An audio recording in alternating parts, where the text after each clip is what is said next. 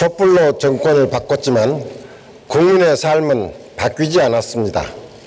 오히려 더욱 힘들어졌습니다. 청년은 취업을 못해 미래를 포기하고 자영업자는 장사가 안 돼서 아우성입니다. 사상 최악의 미세먼지에 국민은 숨조차 쉴 수 없는데 정부는 보이지 않습니다. 거대 양당은 정쟁에만 매몰되어 있습니다. 국회의 성과는 부끄럽기 그지없습니다. 정치가 지금까지 무엇을 했는지 참으로 답답한 심경입니다. 저는 정치인의 한 사람으로서 국민 여러분 앞에 반성과 사죄의 말씀으로 오늘 연설을 시작하고자 합니다. 국가의 위기에서 정치개혁의 필요성은 매우 급박합니다. 이게 나라냐? 이렇게 외쳤던 촛불의 정신과 주체는 사라지고 무능과 억지가 판치는 정치 현실입니다. 3년 전 수천만 국민은 대통령 탄핵을 선택했습니다. 3년이 지난 지금 남녀와 노소, 직업과 빈부에 상관없이 촛불에 참여했던 국민들의 기대가 이게 뭐지? 하고 변화하고 있습니다. 먼저 문재인 대통령은 촛불 대통령이 아니라 촛불 이후의 대통령이라고 스스로 겸해지셔야 합니다. 인사의 실패는 이 정부의 대표적 독선의 상징입니다. 야당 시절 엄격한 기준으로 정부 인사들의 도덕성과 무능함을 공격했으나 이 정부 인사 역시 아무런 차이가 없었습니다. 이 정부 들어 수많은 청문회 후보자들이 낙마했고 선거 공신들이 전리품처럼 주요 공직을 꿰어찼습니다. 선거 공신들은 스스로 선출직 외에는 공직을 맡지 않겠다고 나서야 합니다. 대통령도 앞으로는 널리 인재를 구하겠다고 선언해야 합니다. 문재인 정부는 인수위 없이 출발했습니다. 그만큼 준비가 부족했고 실수할 가능성이 높았습니다. 어느 정권보다 야당과 민간에게 도움을 구하고 협치 체제를 구축했어야 합니다. 내 사람이어야만 한다는 좁은 마음을 벗어 던졌어야 합니다. 여야를 넘어 국가 전체에서 최고의 인재를 찾는 통합의 정치를 해야 합니다. 그동안 청와대 여당은 협치를 하겠다고 약속했습니다. 하지만 협치를 위한 구체적인 노력은 없었습니다. 실체 없는 구호에 불과했습니다. 탈원전 결정, 남북 문제, 양극화의 해소, 미세먼지 대책 등 국가적 과제를 해결하는 데 있어서 정부와 여당은 야당과 국민 목소리를 무시하고 오만의 독주를 하고 있습니다. 어떤 정책이든 목표나 의도가 잘못되면 성공하기 어렵습니다. 그러나 목표나 의도보다는 일하는 방식이 잘못되어 실패하는 경우가 훨씬 더 많습니다. 청와대와 정부 여당이 지금처럼 독선적이고 오만한 태도로 일을 한다면 실패는 불을 보듯 뻔합니다. 여당은 적대적 공존에 의존해 정권을 유지하려는 반촛불적인 정치부터 초월해야 합니다. 적대적 공존은 반역사적이고 반개혁적인 정치 세력이 생성되고 성장하는 자양 분위기 때문입니다. 자유한국당은 정당 정치 역사에서 교훈을 얻어야 합니다. 과거 기득권에 의존하는 정치는 오래가지 못합니다. 정치가 그들만의 권력과 욕심을 추구할 경우 국민의 심판을 피할 수 없습니다. 보수도 진보도 국민을 위한 실용보다 우선할 수는 없습니다. 정치의 근본은 국민이며 최종 목표 역시 국민임을 정치권 모두가 직시해야 합니다. 20대 국회가 최우선으로 마무리할 일은 선거제도의 개혁입니다. 선거제도를 개혁하지 않고는 정치를 개혁할 수 없고 정치를 개혁하지 않고는 국민의 삶을 바꿀 수 없습니다. 지금의 선거제도는 국민의 의사를 의석수에 제대로 반영하지 못합니다. 수많은 국민들의 소중한 뜻이 사표가 되고 승자 독식 구도가 고착되어 있습니다. 이로 인해 수십 년간 거대 양당 체제가 굳어져 대립과 반목의 정치가 이어지고 있습니다.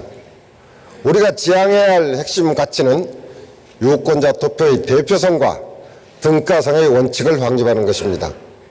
민심 그대로가 반영되도록 해야 합니다. 선거제도의 개혁은 이 시대의 사명이자 저희 민주평화당의 역사적 소명입니다. 우리 당의 강령 제1조에는 최우선적으로 연동형 비례대표제를 도입하여 민심 그대로의 선거제도를 완성한다고 명시되어 있습니다.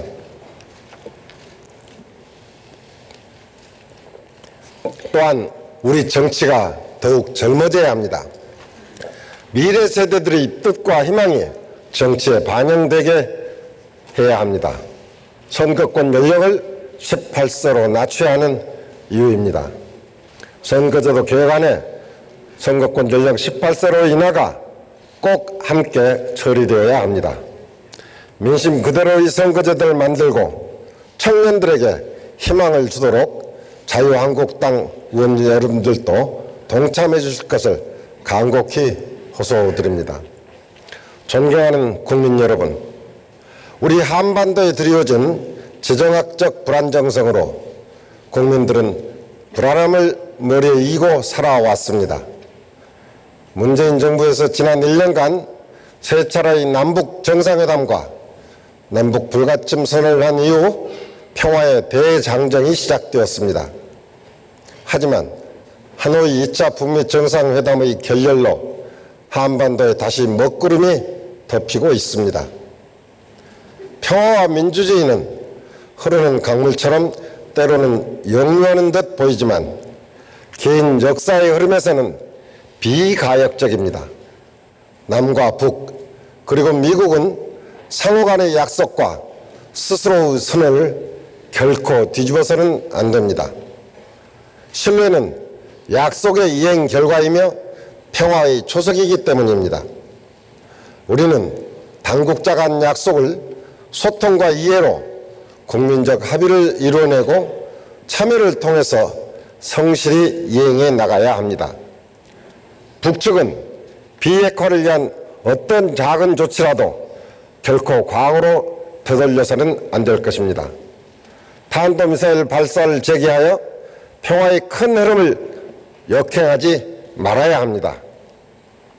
미국 역시 실현 가능한 비핵화와 한반도의 항구적 평화체제 구축을 위한 해법을 만들어낼 인류사적 책무를 가지고 있습니다. 세계 유일의 분단지대인 한반도에서 위험한 줄다리기가 전개되고 있습니다. 민주평화당은 비가역적 평화 프로세스와 비가역적 비핵화의 병행 추진만이 우리의 유일한 선택지임을 강력히 천명합니다.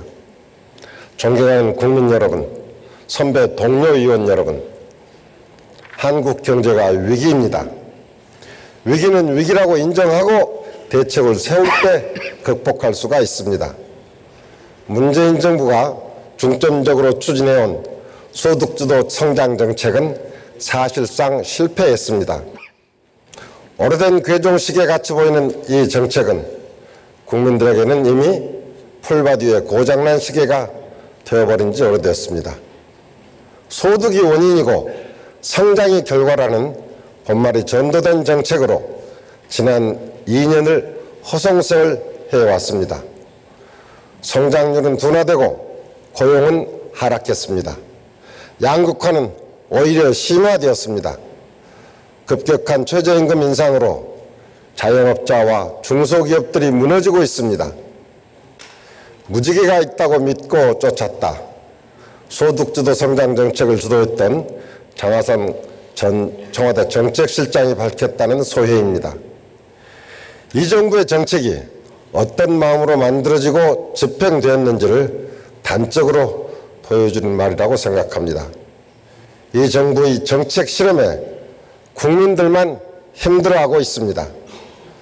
정권의 꿈을 이룰 것이 아니라 국민들의 소박한 바람에 이 정부는 해답을 제시해야 합니다. 2017년도 GDP 성장 3.1% 중 정부 부문의 기여도는 무려 0.8%나 됩니다. 지난 2년간 우리 경제는 시장의 활력이 무너지고 산업 경쟁력이 아닌 정부 재정 투입에 의존하는 천수답 경제 체질로 위축되었습니다. 경제의 중심은 기업이고 민간입니다. 그런데 기업은 엑소더스 코리아를 외치고 있습니다. 도대체 왜 기업이 떠나가겠습니까? 기업하기 어려운 환경 때문입니다. 기업이 정부 눈치를 보지 않고 자율적이고 의욕적으로 투자할 수 있는 환경을 반드시 만들어줘야 합니다. 규제의 완화와 노동개혁을 보다 속도감 있게 추진해야 할 이유인 것입니다. 재정정책은 필요하기는 하지만 보완적이고 간헐적으로 사용해야 합니다. 경제정책의 핵심은 산업정책에 두어야 합니다. 공허한 혁신성장 구호 대신 기술 중심의 산업정책이 필요합니다. 미중 간의 무역전쟁도 본질은 기술전쟁입니다. 전통적 기술, 인공지능 기술을 비롯한 4차 산업혁명 기술, 예술적 기술, 에너지 기술 등 각 분야를 꿰뚫는 생산성의 증가 없이는 대한민국의 미래가 없습니다. 에너지 정책의 근간을 이루는 원전, 수소, 태양광, 풍력도 기술 발전의 이해 위에 재정립되어야 할 시점입니다. 탈원전이라는 용어도 단계적 감축으로 재정립해야 할 것입니다. 기술이 예술이 된 이 시대에 기술의 영역은 인류와 지구의 한계를 넘어설 수 있는 유일한 선택이며 성장의 유일한 잠재력입니다. 정부는 기술 중심의 성장 정책을 천명하고 그 주체로 중소 중견기업과 청년들을 내세워 중점 지원해 나가야 합니다. 경제는 현실입니다. 병이 낫지 않으면 처방을 바꾸어야 합니다. 실수를 인정하고 바꾸는 것이 결단이고 용기입니다. 획기적 규제 완화와 기술 개발에 기반한 미래 산업정책의 비전을 정부에서 제시할 것을 촉구합니다. 향후 획기적인 재정 투입도 이 분야에 집중해야 할 것입니다. 이를 위해 대한민국 최고의 전문가 풀을 모아 범국가적인 기술대국 대한민국 비전본부를 구성할 것을 제안합니다. 존경하는 선배 동료 의원 여러분, 20대 국회 현재 법안 처리율은 31.49%입니다. 지난 19대 국회 처리율 47%에 한참 못 미칩니다. 일하지 않는 국회를 상징하는 수치입니다. 촛불의 주인은 대다수의 국민들은 우리 국회를 불신하고 경멸하고 있습니다. 더 엄중한 국민의 심판을 받기 전에 국회 스스로 국회 운영에 대한 혁신적 제도 개선으로 국민의 신뢰를 회복해 나가야 합니다. 첫째, 소속 교섭단체만의 국회 운영을 탈피해야 합니다. 국민 대다수의 뜻을 반영할 수 있도록 국회의 운영 제도를 바꾸어야 합니다. 이를 위해 원내 교섭단체 구성 요건을 상설상임위원회 숫자인 14인으로 완화하는 안을 제안합니다. 14인은 모든 상설상임위원회 간사를 선임해 각 정당의 의견을 충분히 반영시킬 수 있는 숫자입니다. 이를 통해 거대 양당의 담합과 대립을 깨 투명하고 합리적인 국회 운영을 담보할 수 있을 것입니다. 둘째로 예산안 심사 제도의 개선이 절실합니다. 국회의 예산안 심사에서 관행적으로 답습해온 상임위의 무력화를 종식시켜야 합니다. 상임위의 역할을 무시하는 심사기일 지정은 국회가 스스로 국회의 권한을 포기하는 것입니다. 매년 반복되는 밀실예산심사, 법적 근거도 없는 소소의 운영 등도 반드시 건절되어야 합니다. 이를 위해서는 정기국회에서 예산심사를 충실히 하기 위해 국정감사를 정기국회 이전에 마치는 것이 필수적입니다. 국회의장과 교섭단체 원내대표들이 협조를 공식 요청합니다. 민주평화당은 이미 운영위원회 전체 위원들의 뜻을 모아 국회법 개정안을 발의했습니다. 이 법을 조속히 통과시켜 우리 국회 스스로 자존심과 위상을 살려나가야 할 것입니다. 셋째로 상임위원회가 제 역할을 못하면 국회 전체가 무력화됩니다. 우리 국회 회의의 중심은 상임위원회입니다.